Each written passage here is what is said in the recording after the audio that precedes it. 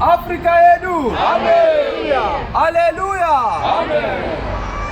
Kubva panguva yaMozisi achitumwa naMwari kubva kunyika youtapwa, nyika yeIjipita, achitungamirira vana veIsraeri, achinda navo kwakanga arayirwa naMwari kuinde ainde navo kunyika yeKenani, sezvinoreva magwaro pana Exodus 33 kubva pavhesi 7.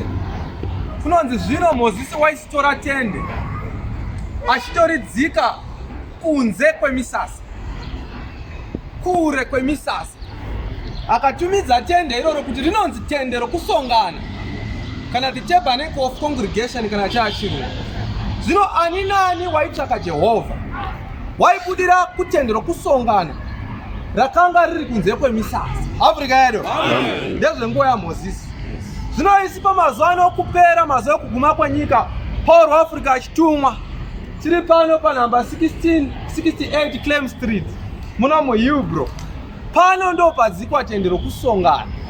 Ndosaka muchiona tabuda kumisha yatinogara kuti ani nani auya achitsvaka Jehovha muzuva ranhasi adzokere ainaye sezvazvaita pamazuva aMozisi. Africa yedu zvokutumwa kwaPauro Africa zvokuuya kuvarume nevakadzi, kuzadziswa kwemagwaro, kuzadziswa kwechiprofita kutanga kuvarume. Pauro Africa achitanga kuona varume paguambwa mukuzarurirwa naShe mugore 1934. Unoti wakaona varume veAfrica vari pasi pemiti namashizha akasvibira, izwi rousingaonekwi, izwi raJehovha Mwari rikati ona vapostori vaJeso zvakanga akagara naJesu. Africa yedu kuvarume. Kuvakadzi unoti nerimwe zuva ndakazonzwa izwi richiti, make ready the place of my sanctity, prepare the place of my rest. Kwai ndakaradzwa nomweya mutsvene ndokuona ndakaguambwa ndichifamba ndakatora mabvazuva. Kwai ndakayambuka rwizi chipakata ndichasenda kuenda kuSt Peters mutoredzano. Kwai ndo pakataura izwi ratenzi richiti, enda unoyana nana Maria, enda unoyana nana Salomo nana Maria mukadzi waCleopas. Kwai ndakadzokera guambwa kunotora vakadzi vakanga varewo. Africa yedu ndosaka muchiona pazuva ranhasi tiri varume nevakadzi takapfeka zvichena takadaidzwa naJehovha Mwari. Africa yedu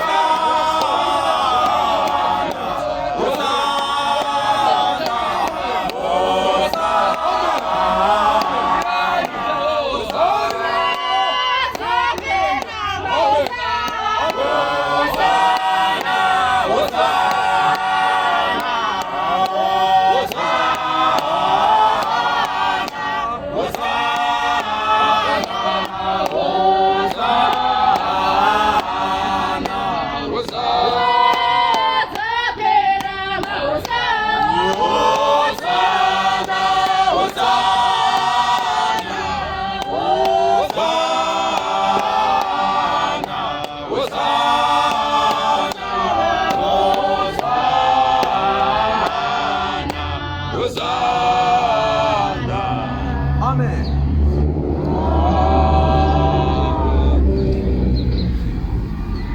Haleluya. Amen. Tiri kupupura chaizvo kuti yaitimbe mahosana kureva kuimba kwekudenga sechishuva chaJesu Kristu kubva kare nakare. Kubva asati atombouya panyika anombomwe nyama, chakanga chiri chishuvo chake kuti hosana inoimbwa kudenga imbwe navagari vepanyika. Afrika. Amen. Jakobo akapupura zvekuona Jesu iye asati auya panyika muchizaruro. Afrika. Nekuti Jakobo zvakanga achitiza mukoma wake Esau achienda kunyika yakanga yakabva baba vake. Afrika. Kwaakanga akazvarwa. Tunonzi wakafamba mutunhu mukuru ndokusvika pakuneta, ndokusvika panyika yainzi nyika yeRuzi, yakazotumidza pashure kuti panokononzi paBheteri. Afrika. Panzi Jakobo akati wavata, wakaona nera rakanga richibaya panyika nenera rakanga richibaya mudenga, navatumwa vakanga vachikwira nenera yekuya kuinda kudenga vachibva panyika, navatumwa vakanga vachiburuka nenera kuya pasi kuti zvive zvimwe chete. Afrika.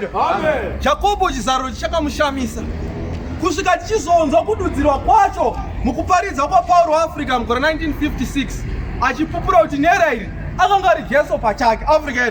Ndebva anoti pakusvika kwake wakabatanidza denga napanyika. Ndiro nera raJakobo paakaona vatumwa vachiburuka nokukwira mudenga. Ndiye watine masvikiro kumberi kuna Baba. Afrika. Ndiye anopinza munyengetero yedu kusvika kuna Mwari ichitidzokazve nemhinduro. Kanzi ndiye munhu bedzi amira pakati pevanhu vepano panyika naMwari vanopfuudza munyengetero neyemavari. Afrika. Saka tichiuya pano chero zvekuti chauya kuzoimba hosana ichokwadi. Afrika. Denga nenyika kuti zvive zvimwe chete, uye ndokushingira kwaPauro waAfrica kuti denga nenyika zvive zvimwe chete. Tichitaura zverecreation of Africa, kuti kusikwa kweAfrica kuve patsva zvakanga zvasikwa naJehovha, munhu asina chitema, munhu ane simba raMwari, zvidzokere pakuva izvo. Afrika. Verenga munhu waMwari. Marcos 16. Hauna simba. Ita zvandiri. Marcos 16 verse 15. Bongo. Kumuka kwaJesu nokuzviratidza kwake. Akati kwavari, endai munyika yose. Uku ndokurayira kwaJesu pamazuva akare nepamazuva anokupedzisira. Akati kwavari, endai munyika yose. Endai nyika yose. Muparidzire zvisikwa zvose ivhangeri. Muparidzire zvisikwa zvose ivhangeri. Unotenda akabhabhatidzwa uchaponeswa. Asi usingatendi uchatongwa. Afrika. Pauro waAfrica achimutsiwa achitumwa kwatiri, haana kuuya nedzidziso tsva, wakauya nedzidziso yakasiyiwa naJesu Kristu yekuti munhu unofanira kuti atende obhabhatidzwa ove munhu mutsva. Afrika. Izvi toti Pauro pamwe wakazviwana kupi? Wakazviwana magwaro. Nekuti rumwe musi Jesu Kristu achibata mabasa esimba ari Kapenaumu pamaPetrosi, kunonzi varwere vakati vaungana nevanhu vakanga vachida kubatsirwa naShe nekunzwa dzidziso yake ine uchenjeri hwedenga yakanga achiparidza. Mumba maPetro vanhu vakasvika pakuzara nepamukova zvekuti vaida kupinda vaine murwere wavo wakaoma mutezo vakakundikana kuti vasvike kunoona chiso chaJesu Kristu. Afrika. Amen. Saka vakaita zano vakati todi kuti tione She. Ndobva vakaita zano rokupfurunyura chiruvi chemba ndokudzisa murwere wavo kuti aende pamberi petsoka dzaJesu Kristu. Jesu achitanga kuona murwere haana kutaura mashoko okuti murwere asimuke afamba. Mweya nehovhorosi yenyama yakazoiswa kuti ichengete mweya waMwari mukati make. Saka kana munhu akaremara, munhu asina kugamuchira Mwari, kuda kuti kune zvinhu zviviri zvikurwara. Saka first things first, chakatanga kusikwa kwemunhu womweya. Jesu akati achiona munhu akaoma mutezo, vanhu vakatarira panyama vaiona kutambudzika kwenyama, asi kutambudzika kwomweya vakanga asina kukuona. Jesu chakatanga kutaura kumurwere akati, mwana tsunga mwoyo, zvivi zvako. Ndo template yakadzoka naPauro waAfrica mukuparidza kwake ivhangeri kuti munhu ngaatange abhabhatidzwa isati zotauri nemuromo kuti zvinhu zvako zvaregerera. Takasiyirwa methods naishe akwenda kanzi ende munyika yose mubhabhatidze vanhu. Pakubhabhatidza ndipo pane kuregerwa kwezvivi. Kana munhu aregererwa tozoona zvishamiso zvichatevera. Afrika yedu ndosaka tine kuimba kwokuti vose vatendeuka vabhatidzwe vachaona zvishamiso zvichatevera. Vose vatendeuka vabhatidzwe vachaona zvishamiso. Afrika yedu ndo pane kutaura kwa Paul Africa vhangeri ari kudzidzisa. Ndo ivhangeri yakadzidziswa yakare. Ndozoka kuti prove all things. Mona kuti Paul Africa makagamchira kuti inhume yaMwari. Inhume yaMwari here Afrika yedu. Ndo takaona tikagutsikana kuti inhume yaMwari. Nekuti ivhangeri yaJesu yakasiya adzidzisa vanhu. Ndo yatiri mairi Afrika yedu. Uye kuungana pano kwatiri mbuyo ugu kunoendera mberi. Ndoda kuti timbotanga taimba stanza iyoyo. Kunonzi izwi terera mweya, terera izwi terera mweya, mweya terera izwi. Afrika yedu ipapa vazhinji taingoimba tisingazvinzwisisi kuti zvinombofamba sei. Izwi tevera mweya, newe mweya tevera izwi. Ndo kuita seiko Afrika yedu. Regai ndisanangure ndichiti Ishe Jesu rimwe zuva ane vadzidzi vake ari kunyika mativi enyika eTire neSidhoni. Akavabvunza achiti, nhai mwi vanhu vanombonditi ndinani? Wani ndopa vakatanga kupindura vamwe achiti vamwe vanokuti ndimwe Eria, vamwe vanokuti muprofita wakare wakamuka, vamwe vanokuti ndiJeremia. Asi imi munomboti ndiniani? Petro ndopa akapindura kanzi ndimwe Kristu mwanakomana waMwari mupenyu. Jesu haana kutambanudza roko rwake kuti Petro akangwara. Petro unoziva wakataura zvakaitika. Kanzi wakaropafadzwa iwe Simon Bar-Jona, nekuti nyama neropa hazvisi zvakuzarura izvi. Saka zvinoreva kuti nokutaura kwaPetro, Petro wakateerera kutaura kwomweya nobva apupura. Afrika yedu. Jesu azoenda, Jesu afa amuka adzokera kuna Baba. Ananiasi naSafira vauya vadya mari yavakanga vapledza kuzopa kereke.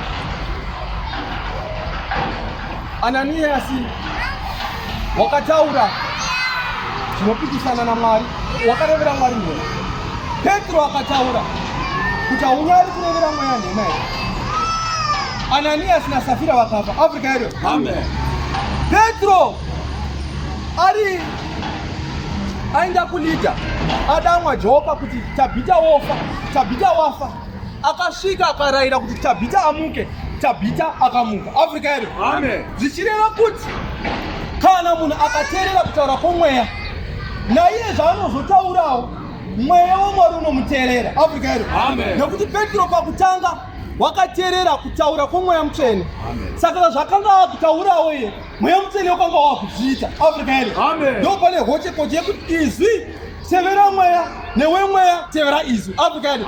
Ndo saka imwe muri pano muchipupura muchiti mashoko a28 eFebruary muri kudzokera pashoko riya rokuti izwi tevera mweya. Saka takateerera kutaura kwomweya tiri pano. Saka mweya unofanira kuteerera zvatinotaura kuti vane matambudziko vasunungurwe, vakamanikidzwa naSatani varegedzwe, vanotsvaka vawaniswe, vanoshungurudzika vanyaradzwe. Afrika yedu. Izwi tevera mweya, tevera izwi, izwi tevera mweya, mweya tevera izwi. Afrika yedu. Ndo the African Apostolic Church ya kare kare yatiri kupupurai. Zvinonzi chechi iyi ndeyakare kare. ndiyo sunungura matambudziko. Afrika yedu yaifamba nekutaura kumweya, vanofamba vachiteerera mweya kuti mweya ugoteerawo zvamunotaura. Afrika yedu vanofamba nekutaura kwomweya kwakarayira kuti vanhu vachengete mirayiro yaMwari, vanhu varege kutadza, kuti ukama hwavo naMwari hurambe huri pamwe chete. Afrika yedu vanotaura sezvavakarayirwa. Afrika yedu kana vari varoti vanotevera mweya havaprofiti sekuda kwavo. Afrika yedu kana vari vatungamiri vanotungamira kereke yaMwari havatungamiri sekuda kwavo. Kana vari vanogadza havatungamiri nekuti vanokufarira kana kuti pane zvimwe zvaanoda pauri. Afrika yedu anokugadza nekutevera mweya. Afrika yedu kana tadaro toita sezvakarayirwa. Afrika yedu verenga munhu waMwari.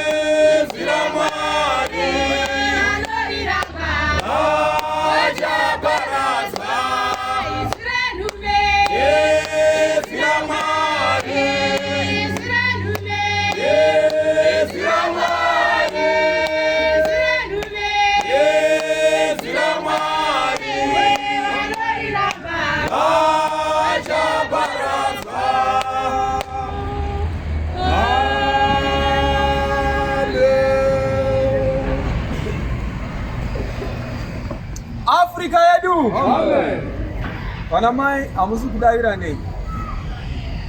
Afrika yedu. Amen. Haleluya. Amen. Kwanzi tirera izwi ra Mwari. Izwi renhume. Unoza nguva nenguva Mwari unokupai munhu unoenderana nemwe. Afrika yedu. Uye achikupai munhu zvinoenderana nebasa raanga achimboita. Afrika yedu. Amen. Mozisi anzwa kuti nyaya yake yakuzikamwa nekuti Mozisi anga akambouraya munhu akasiya mufusira munhu mujecha kuIjipita. Afrika yedu. Amen. Aona kuti nyaya yake iya yakaita iri kupisa, nyaya iri kutozikamwa, vanhu vari kuto akaona nyaya ikangofemwa namambo Farao, Mozisi uri kusungwa. Afrika yedu. Amen.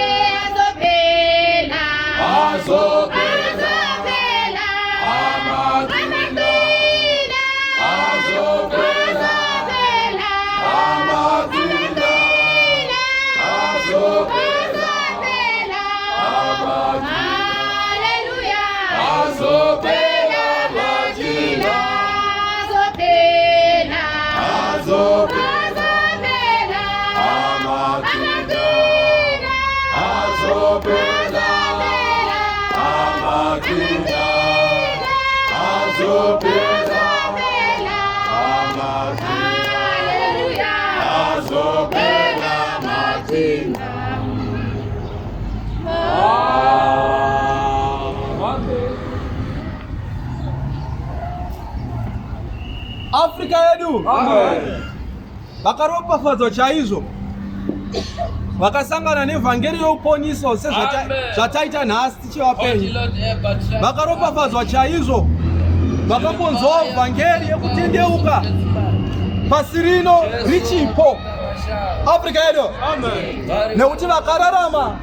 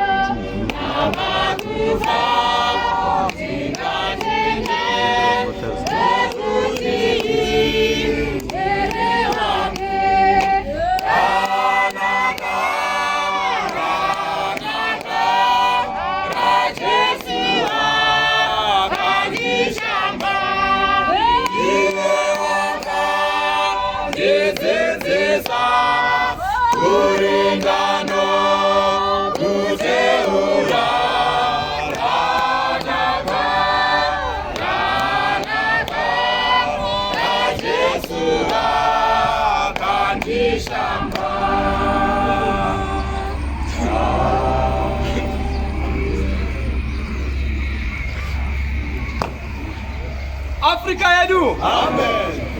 Mungu akusundairwa amen. Africa yedu. Kwanzi ranaka raJeso wakandishamba. Vakaropafadzwa vanopupura izvo zvinokurevesa. Africa yedu vachitenda kudzikindirwa kwavo nomuponesi wavo. Muponesi wakauya semunhu, nyamba asiri munhu. Africa yedu unowa mucherechedzo wakamboitwa kare panguva yaMozisi. Mozisi achirayirwa naJehovha Mwari, nekuti vanhu vachinge vapandukira Mozisi naMwari, Mwari wakamutsa mhungu dzaipenga dzairuma vanhu. Africa yedu mhungu idzi dzaiti ani nani anenge arumwa nadzo waifa. Africa yedu svika Mwari avapa zano akati, simudza nyoka, gadzira nyoka yendarira kurova nyoka yekopa. Africa yedu ani nani anenge arumwa neuturu hwayo akatarisa zviro kwazvo unorarama. Africa yedu nyoka iyi waiti kana wakaitarira uri kure usina kuswedera pedo, waiti nyoka yechokwadi dzatinoziva dzinotaka nyika. Asi waiti kana wozoswedera unoti ikopa yakaiswa naMozisi. Africa yedu iyoyo kopa yo yakanga itiwa nemufananidzo wenyoka inotaka nyika, yakaponesa vanhu vakanga varumwa nayo. Africa yedu saka muchiona Ishe Jesu Kristu akarembera ari pamuchinjikwa, gororo riya rakanga riri kuruboshwe rakanga riri kure pane zvinhu zvomweya, rakafunga kuti Jesu munhu. Africa yedu kana uri mwana waMwari zviponese uneso utiponese. Africa yedu asi rimwe gororo rakanga riri kurudyi rakanga rakaswededzwa pamweya, rikaona kuti uyu akarembera hake wakafanana vanhu, asi uyu hasi munhu. Christ eba kanzi Ishe kana muchinga mapinda mushe hwenyu mundirangarire, nekuti waitenda kuti hasi kutaura nomunhu, high generation force. Haleluya. Saka ndiye watavinga pano tichimunamata tichimushumira uye tichitenda nyasha dzaMwari dzakauya pamazuva okupedzisira, nekuti evhangeri iri kuparidzwa pamazuva okupedzisira haina kumboparidzwa kunyange pamazuva aLoti. Africa yedu nekuti yakamboparidzwa kwechinguva kutereso dhoma negomora bharatoparadzwa. Nhasi tinopupura chiti samatenga wakaita nyasha kutuma Pauro kuparidza vhangeri yashe. Africa yedu it's more than 40 years yatinoimba chiti makore 40 Pauro achivaka kereke. Africa yedu vhangeri yashe iri kuparidzwa pakati pedu yekuti vanhu vatendeuke, vasiye zvivi, vanonetswa nemweya yakaipa vasunungurwe. Africa yedu ndo ivhangeri yomweya yakakumbira, uye ndo vhangeri yomweya yakakumbira mukunamata chiti murume unobva Elba ngaachisimuka zvino kuti azarure bhuku kuti zviya zvakambodzidziswa mune rechitatu kureva kudenga kune ngirozi dzikatadzi zvichidzidziswa pakati pevanhu. Africa yedu saka muchimubvunza muchiti Pauro Africa unotigutsa nei? Unokugutsai nemashoko ayakambodzidziswa kune rechitatu kuti vanhu vari panyika vashanduro varege kuve vanhu dzive ngirozi, nekuti vanoidya shoko raMwari. Africa yedu ndo evhangeri yatafambira pamazuva ano ekupedzisira, uye ndiyo yatiri kuparidza kwese kwese kuti vakamanikidzwa naSatani vasunungurwe. Africa yedu verenga munhu waMwari. Unotigutsa neko Pauro mwaja, unotigutsa neko, unotigutsa neko Pauro mwaja, unotigutsa neko mashoko anopakude, unotigutsa neko mashoko anopakude, unotigutsa neko mashoko anopakude, auya taungana paurishe, taungana paurishe, taungana paurishe, taungana paurishe, mashoko anopakude, mashoko anopakude,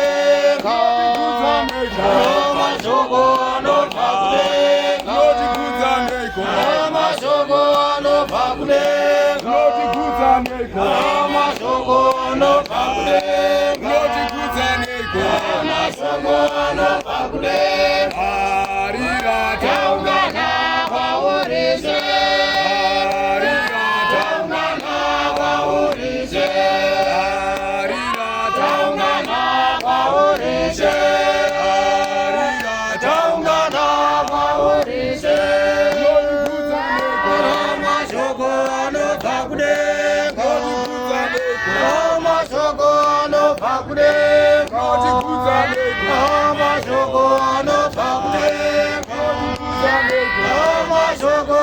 anobva kudenga taungana kwaurise taungana kwaurise taungana kwaurise taungana kwaurise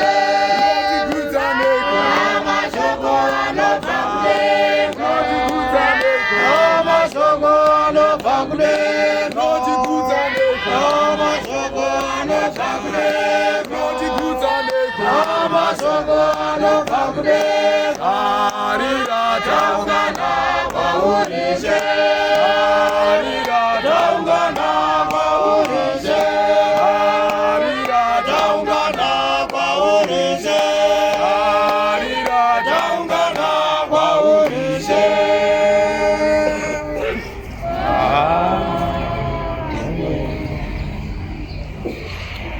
Africa yedu. Amen. Hallelujah. Amen. Vakadzi avadairise. Africa yedu. Amen. Hallelujah. Amen. Chinogutsa vanhu mashoko anobva kudenga kuna Mwari. Africa yedu. Amen. Saka Hosea akanyora achiti vanhu vaparadzwa nekushaya zivo. Kwete nekushaya chokudya. Munhu akatadza kuziva zivo yeshoko raMwari, munhu iye unoparara. Africa yedu. Amen. Saka Jesu kunyangwe asangana na Satani kugomo, haana kumukunda nekuda kwekutsanya, wakamukunda neshoko raMwari. Africa yedu. Satani haazezi kuti wakatsanya 40 days anosvika. Chinodiwa kuti munhu ave neshoko raMwari. Africa yedu. Ariye Jesu chingwa choupenyu. Zvinhu zvose zvakaitwa naye, kunze kwake hakuna kuitwa kunyange chimwe chinhu chimwe chete chakaitwa. Africa yedu. Saka chiti inzwai mazwi ayo, ane nzeve ngaanzwe mazwi aJesu, kuti kana agonzo ararame neshoko, kanzi idyai muti woupenyu, kuti vanomuda ngavadye muti uyo, kuti kana vagoudya vararame narini. Africa yedu. Ndiye Jesu Kristu watiri kutaura nezvake, akatuma Pauro mwaja weAfrica. Africa yedu. Shoko rakava nyama. Saka muchinzwa vamwe vanotora chiti munhu waMwari unongotaurako, asi kukudza chokwadi chaicho chaicho haatimbomira zveBhaibheri. Mbokudza chokwadi chako hazvibviri kuti munhu arege kushawa upongo. Africa yedu. Ana achitaura achisimba nebiology kana nei. Africa yedu. Pane science. Nyamba Jesu Kristu watitora weshoko, shoko rakaita nyama. Science dzinopupura cheko kuti mutumbo hauchidovadowa pamusoro pemunhu. Shoko iro rakava nyama, rakabvisa murero wesainzi kuti zvisingabviri kuvanhu neshoko iro rakava nyama nowaJesu Kristu zvinobvira. Africa yedu. Saka zvisingabviri zvamunoti hazviri kuti nharege kukunda upongo. Shoko iro rikararama mukati memunhu, munhu asisiri munhu. Africa yedu. Saka shoko raMwari rinorarama maari. Hallelujah. Saka kana munhu akuita izvozvo asisiri iye, saka akutaura vanorwara kuti vapore vachipora, akutaura zvinouya zvichizoitika sekutaura kwakaita, nekuti haasi iye ari kutaura achizendama panjere dzake, asi ishoko raMwari. Africa yedu. Ndo ishoko ratakanzi endei kunyika yose muparidzire zvisikwa zvose evhangeri. Verenga nguva dzedu munhu waMwari. Zviratidzo izvi zvichava navanotenda, kwete vane confidence. Africa yedu. Madhimoni haabudi neconfidence, kana nekuti ndiye mhasuru ndikasvika ndikabvundisira mai vangu ndikati iwe tsikama haridzikami. Africa yedu. Kune vanotenda vakakura pamweya. Africa yedu. Ndonyaya kupa example yemapurisa okumusha kwedu kwatinobva. Makamboone kana muchifamba muri pagwendo kunonetsa kamapurisa, unogona kuona mumwe mupurisa akapfeka zviuniform aunyazonoti iyi ndo inonzi oversize. Africa yedu.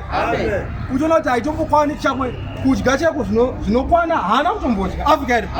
Asi ukamuona akamira paroad block akadai achitendekera kurutivi, kunyangwe truck rine matroko matatu kana mana unoona richimira, truck iri harisi kurispekta mumwe womupurisa amira mberi, riri kupa ruremekedzo kuhurumende inobatirwa nomupurisa unozviziva. Africa yedu. Vapostori Africa ungatishoora wakatitarisa wena, asi nokuda kwehurumende yatinobatira, hurumende yaJesu Kristu wakati mapauro waAfrica, tinotaura zvinhu zvichiitika. Tinourayira mweya yakaipa ichibuda. Christ ever generation forth, high generation guide forth. Hallelujah. Saka ndo shoko ratinobatira, shoko rinorama matiri nemutemo watinobata nawo Africa yedu.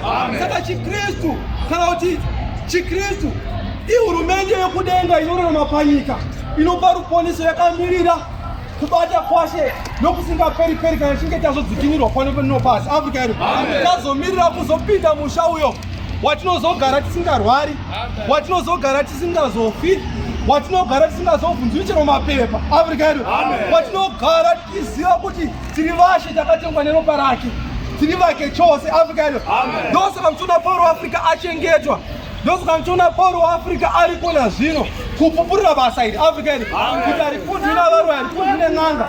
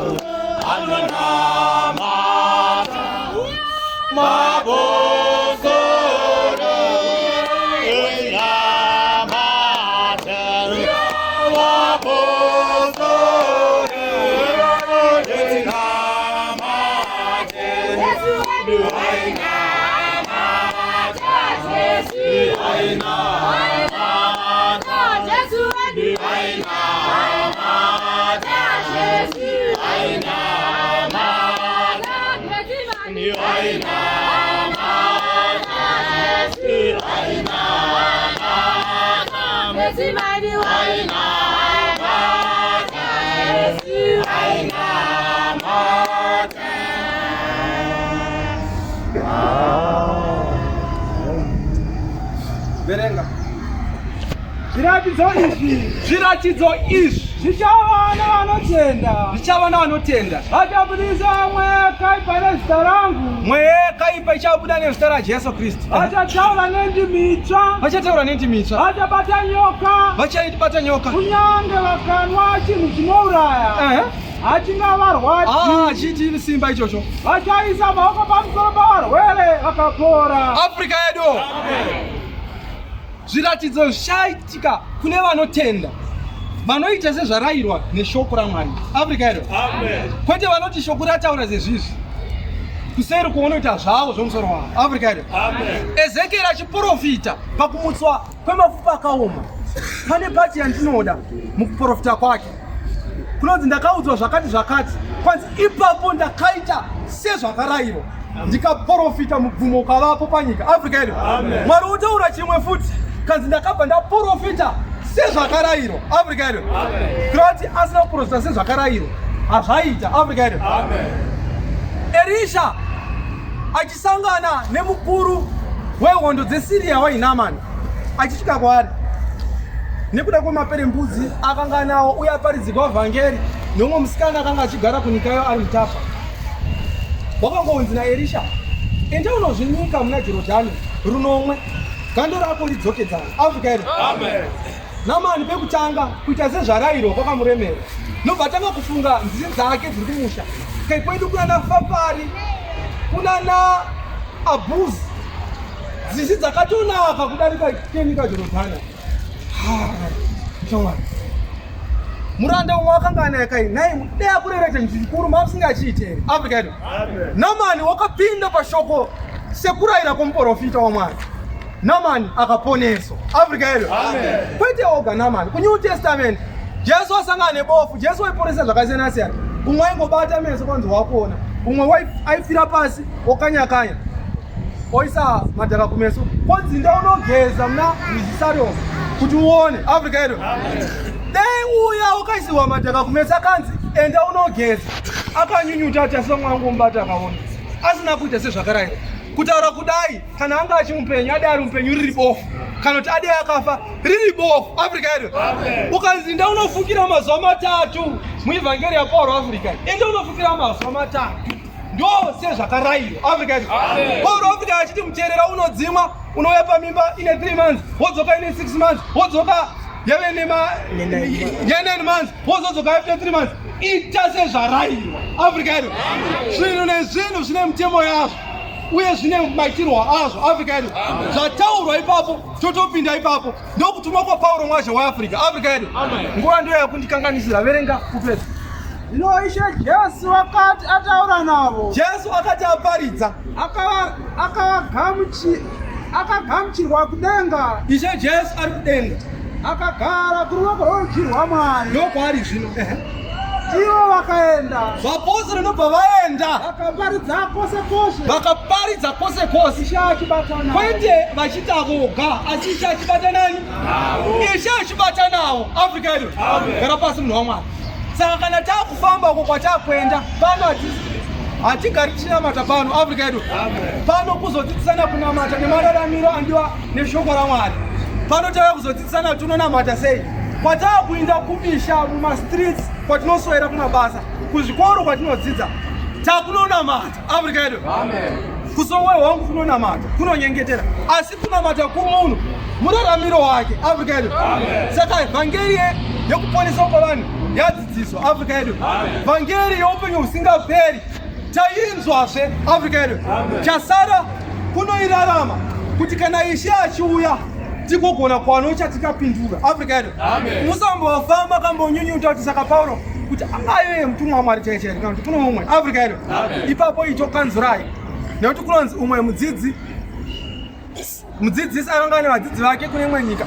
Mudzidzisi uyo waidiwa nevadzidzi vake pese paaiva vaiteerera chipi vaita vachimutevera zvese vainyatsoteerera zvaita vaimuda. Africa yedu saka pane musi wakazoti vakomana nguva yangu kuti ndidzoke kunyika yandakabva yakwana, saka ndava kukusiyai. Kwanzi musoro wese vadzidzi vakasora vakanyunyuta, saka chaakukusiya zvaigotitidzisa ungotisira pazhira ka hatichadabva zvondodzokera ndichakudzidzisai, chakutumirai muranda wangu aiye anongokudzidzisai madzidzisiro andingokuita aya ndo madzidzisiro achange achikuita. Africa yedu kaisaka togozoziva sei nokuti unomwe munhu achira achiti ndimwe zvakanaka uyai vatikondinye nemaleseni ari munhu wendima. Saka isu proof yekutiziva kuti kana achinge asvika pakati petiziva kuti uyu ndiye mudzidzisi wakatumwa naMwari, akatumwa nemudzidzisi uyo akanga achitidzidzisa. Kana zvinetsa ndekugwisi evo vadungamidzana vasvika parwisi anoza pagwisi panowanikwa matombo aya tinomati hungurudo, akaurungana kuzhe aya hurungudo kwete hungurudo. Alright, gurungudo. Saka mona dombo kaitira uri pamura dombo napakati. Unoza dombo arizoitise pachekwa nebanga kuti pakati tsepete. Rinoita nepa rinoda napo. Asi mukamadzosera kuti matombo maviri. Kuti dombo rimwe chete anosangana kuti kai zvandakuita ndakukusira chimwe chipandi. Indakuita nechimwe chipandi. Saka munhu anenge auya achiti ndakatumwa neni munongoti tipe chitombo chawakapiwa nemunhu akakutuma. Isu tobva tamesha tena. Kana zvichipindirana toziva kuti ndiwe wakatumwa naShe wedu. Afrika yedu. Amen. Jesu akati apedza kudzidzisa nobva atisira magwaro nedzimwe bhuku dzavaprofita pakati pedu. Pauro Afrika nobva asvika kwatiri kai ndakatumwa naJesu. Nobva tatora dzidziso yake. Nobva tatora yaJesu iya yatakasirwa. Nobva tazvifananidza tikuona zvichipindirana. Saka nanhasi tine chokwadi kuti uya watinoti uyu Pauro wakatumwa naJesu, watinoti wakatumwa naJesu. Izviro kwazvo wakatumwa naJesu. Nekuti zvaanodzidzisa zviri mubhaibheri. Afrika yedu. Zvaanorayira ndo zvakateurwa navaprofita vakare. Afrika yedu. Anoita murau norudo achitya uye achikuzani Jehovha. Afrika yedu. Saka ivhangeri yatinayo ndeyekuti tindise ivhangeri kumarudzi chipupura kutumwa kwa Pauro Afrika naJesu wakamutuma. Afrika yedu. Kuti kana Ishe achinge akuzouya tikozorega ramba kupinda pakudenga. Afrika yedu. Asi isu vemaKristu atizochipinda iyo. Mwari ndiye Baba wedu wakanaka. Jesu Kristu ndishamwari ndiye anotonga lesi. Namazita edu achazodaidzwa kuti ndoraidzwa ndiye.